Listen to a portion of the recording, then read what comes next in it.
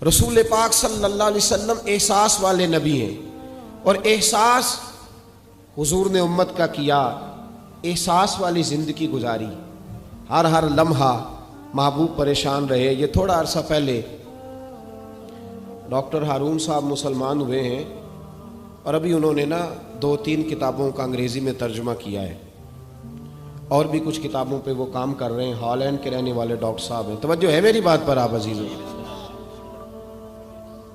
Doctor صاحب کہتے ہیں کہ میں نے یہ سنا تھا کہ مسلمان دہشت گرد ہیں، یہ بم بلاسٹ کرتے ہیں۔ تو میں جہاں لفظ اسلام آتا تھا وہاں سے میں تھوڑا بچ جاتا تھا، پیچھے ہٹ جاتا تھا، لیکن میرے مزاج کے اندر یہ بات شامل تھی کہ میرے اندر اللہ نے بڑا انسانیت کا جذبہ رکھا ہوا تھا۔ تو میں ایک تنظیم قائم کر رہا تھا، میرا خیال تھا کہ ایک ایسی جماعت بناؤں کہ جو پوری دنیا کے اندر اسلام، توجہ ہے میرے عزیزوں کی، کہتے میرا خیال تھا ایسی جماعت قائم کروں کہ جو پوری دنیا میں لوگوں کی خدمت کرے اور بغیر امتیاز کے کرے، اسلام والوں کی بھی اور غیر مسلموں کی بھی۔ لیکن مجھے بڑا دھچکا رہتا تھا کہ مسلمان سخت گیر قوم ہے۔ میں نے بہت ساری جماعتوں کا منشور اور دستور منگایا، اور میں نے کہا میں اپنی جماعت کا دستور لکھوں گا تو پہلے ذرا سارا میں مطالعہ کر لوں۔ ڈاکٹروں کا ٹیبل ہوتا ہے، اس کے اوپر شیشہ لگا ہوتا ہے، نیچے وہ جو چیز ضروری ہوتی ہے وہ رکھ لیتے۔ کہتے ہیں کہ مصر کے مولانا صاحب آئے ہوئے تھے ہالینڈ کے دورے پر، اچھی انگریزی جانتے تھے، تو کسی وجہ سے علیل ہو گئے۔ میرے پاس وہ آئے اور انہوں نے دیکھا کہ میں انسانی حقوق پر کچھ لکھ رہا ہوں، کام کر رہا ہوں، تو وہ دیکھ کر کے مجھے کہنے لگے کہ ڈاکٹر صاحب آپ کوئی تنظیم قائم کر رہے ہیں؟ میں نے کہا ہاں۔ تو کہتے انہوں نے ہلکا سا ٹچ دیا، زور نہیں دیا، اور ویسے بھی جو ہلکی بات ہوتی ہے وہ ذرا دل میں جلدی بیٹھ جاتی ہے۔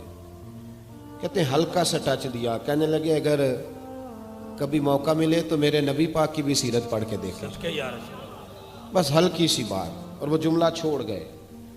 اعلیٰ حضرت فاضل بریلوی علیہ رحمہ نے لکھا ہے ضروری نہیں کہ تم جو کہہ رہے ہو وہ منوا کے اٹھو، لیکن میسج ضرور چھوڑ دیا کرو۔ جب انسان کے ذہن میں بات ہوتی ہے یہاں سٹاک ہوتا ہے جب بات کا، تو جب وہ کام کرنے لگتا ہے تو ایک دفعہ وہ بات سامنے ضرور آتی ہے، کہہ دیا کرو۔ انہوں نے کہہ دیا کہ ڈاکٹر صاحب ایک دفعہ حضور کی سیرت بھی پڑھ لیں۔ کہتے ہیں میرے ذہن میں بات بیٹھ گئی، مصروف آدمی تھا، زیادہ تو نہیں میں مطالعہ کر سکتا تھا، لیکن میں ایک دن 10 منٹ گھر میں ملے تھے تو میں کمپیوٹر پہ بیٹھا، اور میں نے کہا کہ انگریزی میں جو کتابیں حضور سید عالم صلی اللہ علیہ وسلم کی سیرت کی ہیں ان کو ذرا دیکھتا ہوں۔ تو فرماتے ہیں کہ میں نے نیٹ پہ سرچ کیا، پہلی حدیث آئی اور میں کلمہ پڑھ کے مسلمان ہو گیا۔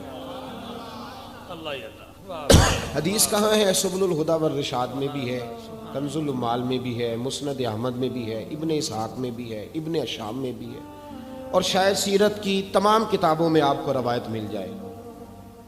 نبی پاک صلی اللہ تعالی علیہ وسلم کی حدیث اور روایت کرتے ہیں حضرت سلمان فارسی رضی اللہ تعالیٰ عنہ، اور ساتھ ہیں سیدنا بلال حبشی رضی اللہ تعالیٰ عنہ۔ فرماتے ہیں ہم گھر سے نکلے، حضور نے فرمایا ذرا جلدی چلو ایک ضروری کام ہے۔ فرماتے ہیں بڑی تیزی کے ساتھ آج روٹین سے ہٹ کر محبوب نے تیز تیز قدم مبارک اٹھائے، تیز تیز، اور فرماتے ہیں ایک گلی ہم نے کراس کی، دوسری گلی میں جو پہنچے تو پھٹے پرانے کپڑے، سادی سی بی بی، اور حالت بتاتی تھی کہ بیچاری کسی غریب گھر کی ہے۔ وہ سڑک پہ کھڑی تھی اور رو رہی تھی۔ میرے کریم رسول نے فرمایا بلال اسے پوچھو کیا مسئلہ ہے، کیوں روتی ہے؟ تو حضرت سلمان عرض کرتے ہیں میں نے کہا حضور میں پوچھ لیتا ہوں، آپ جائیے، کام بڑا ضروری ہے جو نکلیں، میں معلومات کرتا ہوں۔ تو محبوب نے فرمایا نہیں، اس کے آنسو پوچھنے سے ضروری کوئی کام بھی نہیں، پہلے اس کی داد رسی ہوگی، اسے پہلے پوچھا جائے گا۔ روتے نہیں رہتے لوگ گھروں میں، لوگ گزر نہیں جاتے چپ کر کے؟ کتنے لوگ تڑپتے، کون احساس کرتا ہے؟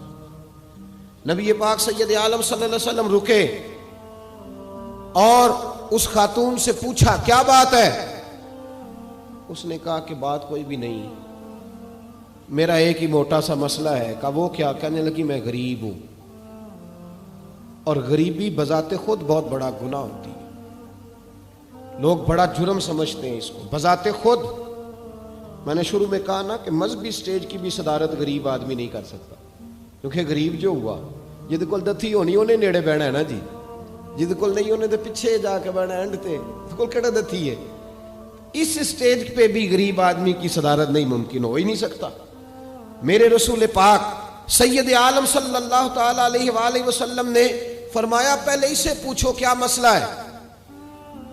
وہ کہنے لگی میں غریب ہوں، بوڑھی ہو گئی ہوں، ساری زندگی غلامی میں گزاری ہے، تیل لینے آئی تھی 5 دینار کا، بوتل میں تیل بھروایا ہے، اور اب بوڑھی ہوں نا تو کمر درد کرتی ہے، پیر پیچھے موڑا ہے تو میں گری ہوں، تیل زمین پی گئی ہے، اب زمین تو واپس نہیں کرتی، لیکن واپس جاؤں گی تو ایک یہودی عورت کی ملازمہ ہوں، وہ درے سے مارے گی، کھال ادھیڑ دے گی، میں بڑی پریشان ہوں، اب نہیں مار کھائی جاتی، ہڈیاں بوڑھی ہیں، قربان جاؤں۔ حضرت بلال کو حضور نے حکم دیا، فرمایا دوڑ کے گھر جا 5 دینار لا۔ فرماتے ہیں 5 دینار لائے، تیل خرید کے دیا، وہ پھر رونے لگی۔ فرمایا آپ کیوں روتی ہے؟ اس نے کہا بتایا نا غریب ہوں، غریب کا جرم کوئی نہیں ہوتا، لیکن پیس دیا جاتا ہے، پھر بھی مار تو اب بھی پڑے گی، اب کیوں پڑے گی؟ تو عرض کرنے لگی محبوبہ مار اس لیے پڑے گی کہ دیر سے کیوں آئی ہے۔ تو میرے کریم رسول، اور وہ بی بی حضور ابھی آئے ہیں مدینہ طیبہ، امام یوسف صالحی فرماتے ہیں ابھی آئے تھے حضور، سبل الہدیٰ والرشاد کے مصنف کہتے ہیں ابھی آئے تھے نبی پاک، وہ جانتی بھی نہیں تھی۔ تو سید عالم صلی اللہ تعالی علیہ وسلم نے فرمایا اچھا مار پڑے گی؟ کہا ہاں۔ او بھائی کونسلر جو کل آپ کو کہہ رہا تھا نا میں آپ کا خادم ہوں، کونسلر بے گناہ، بلکہ ہمارے ایس ایچ او صاحب اگر چودھری پہ پرچہ آ جائے تو اس کو ٹیلی فون کر کے پوچھتے ہیں صاحب جی تہاڈے خلاف درخواست آئی ہے، کی کرنا ہے؟ تو غریب آدمی بیچارہ، اس کی غلطی یہ تھی کہ وہ غریب تھا تو اس نے ریڑھی لگا لی چوک میں، اس کو دبوچ کے لے گئے، تینوں پتہ نہیں اتنے نہیں کھلوئی دا، تو اس کے پاس کل انویسٹمنٹ ہی 5000 تھی، سارا لے گئے۔ پھر وہ کونسلر صاحب کے پاس چلا گیا ہے، سر میرے نال چلے آ جائے ذرا میں تھانے جانا ہے۔ انہوں نے کہا گڈی کرائی ہے، پیسے ہے نہیں ایویں تھانے جائیدا ہے۔ اب وہ گاڑی لایا ہے، پتہ نہیں کہاں سے لایا ہے، تھانے پہنچا ہے، اور یہ ہے ہمارا حال کہ وہ ایس ایچ او بھی بیٹھا ہے کرسی پہ اور کونسلر بھی کرسی پہ بیٹھا اور وہ غریب پیروں میں بیٹھا ہے، اور ہاتھ باندھ کے کہہ رہا میری ریڑھی دے چھڈو، میریاں 4 دھیاں نے تو میں شامی کھانا کھڑنا ہے۔ کدھر گیا امت کا وہ ذوق؟ ساری زندگی نعتیں سننے والوں بتاؤ تو صحیح نعت نے تاثیر کیا دی ہے روح کو؟ اگر ابھی بھی گھاڑی غریب کے پاس کھڑی نہیں ہوتی تو پھر کیا اثر ہوا ساری زندگی نعت سننے کا؟ میرے مصطفیٰ کریم سید عالم صلی اللہ تعالی علیہ وسلم نے فرمایا اس خاتون سے یہاں کونسلر ساتھ نہیں جاتا، کہتا ہے کر دیا ٹیلی فون، سویرے 9 بجے پہنچ جانا۔ پر کائنات کی سب سے معزز شخصیت حضرت سیدنا بلال حبشی رضی اللہ تعالیٰ عنہ فرماتے ہیں میرے نبی پاک نے فرمایا بی بی چل میں تیرے ساتھ چلتا ہوں، گویا اللہ کی ساری رحمتیں اس کے ساتھ ساتھ چلنے لگی۔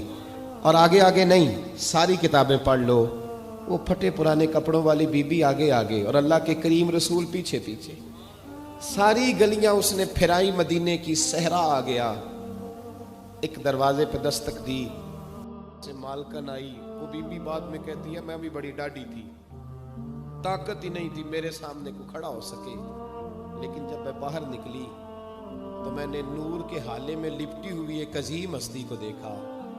فرماتے محبوب کے گورے چٹے رنگ کے اوپر کالی زلفیں اور محبوب پاک کی مقدس آنکھیں جب تک بات کرتے رہے نظریں زمین پہ جھکی رہی۔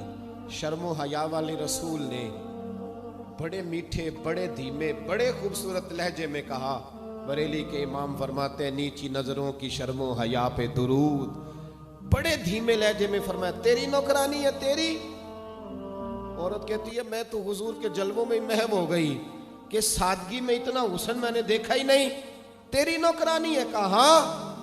تو میرے محبوب نے فرمایا بیچاری کی غلطی کوئی نہیں، اسے مارنا نا، اس سے تیل گر گیا تھا، نیا خریدتے دیر ہو گئی، رو رہی تھی تو میں سفارش کرنے آیا ہوں۔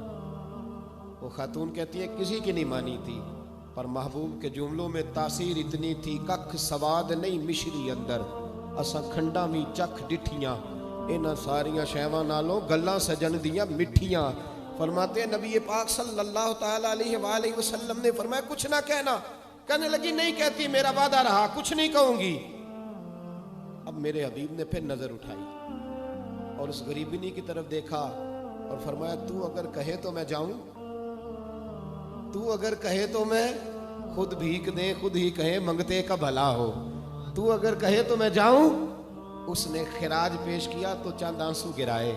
کہنے لگی محبوبہ جیسے بندہ نوازی. حضور نے رخ پھیرا تو حضرت بلال کہتے ہیں میں پیچھے رہ گیا تو وہ دونوں بیویاں دوڑ کے میرے پاس آئیں. کہنے لگی بتا تو صحیح ہے کون، یہ بتا تو صحیح کون تھے. تو حضرت بلال کہنے لگی تم نہیں جانتے. جناب بلال فرمانے لگے یہی تو ہیں جنہیں اللہ نے سچا رسول بنا کے بھیجا ہے. بیبیاں دوڑ کے آئیں. کہنے لگی محبوبہ دروازے تک آئے ہو تو خالی تو نہ لوٹاؤ، مہربانی فرماؤ ہمیں بھی کلمہ پڑھا دو. ڈاکٹر ہارون کہتے ہیں وہ بیبیاں وہاں کلمہ پڑھ رہی تھی اور میں حدیث پڑھ کے کلمہ پڑھ رہا تھا. بھائی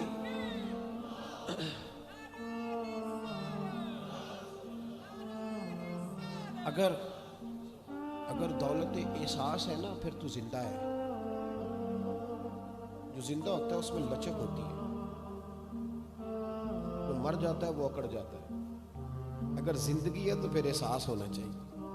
اگر تیرے اندر زندگی ہے تو پھر احساس ہے، اور اگر تیرے اندر احساس نہیں رہا نا تو پھر زندگی زندہ دلی کا نام ہے.